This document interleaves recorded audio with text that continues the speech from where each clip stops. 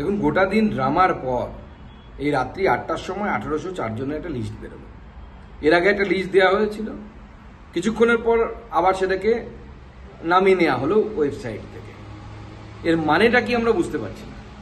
লিস্টে কোনো ডিটেলস দেওয়া নেই, আদৌ কি এরা ক্যান্ডিডেট, কোথাও চাকরি করছিলেন কি করছিলেন না। আর এত কম সংখ্যায় যদি অযোগ্য প্রার্থী হয়, এটাও বিশ্বাসযোগ্য বলে আমাদের মনে হচ্ছে না। এতদিন আমরা তো পেপার পত্র পত্রিকায় অনেক বেশি শুনেছি। তার থেকেও বড় প্রশ্ন হচ্ছে যে যদি এই লিস্ট সুপ্রিম কোর্টের ধ্যাতানিতে এসএসসি তার পকেট থেকে বের করলো, তার মানে এসএসসির কাছে এই লিস্ট আগে থেকে ছিল।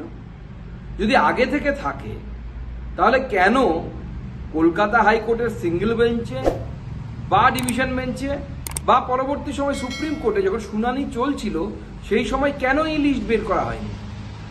এই যে 26,000 চাকরি চলে গেল, তাদের মধ্যে যোগ্য যারা, আমি 2,000 যদি বাদ দিয়ে দিই, বাকি যে 24,000 যারা যোগ্য তাদেরকে যে আর একবার পরীক্ষায় বসতে হচ্ছে, সেটা তো এদের জন্য, এসএসসির জন্য। এসএসসি বাদ দিয়ে এটা কেউ সার্টিফাই করতে পারে না যে কারা যোগ্য কারা অযোগ্য, কারা টেন্টেড। তো স্বাভাবিকভাবে আমার মনে হয় যে 24,000 জনকে যোগ্য হয়েও পরীক্ষায় বসতে হচ্ছে, তাদের তৃণমূল কংগ্রেসের নেতাদের কলার ধরা উচিত।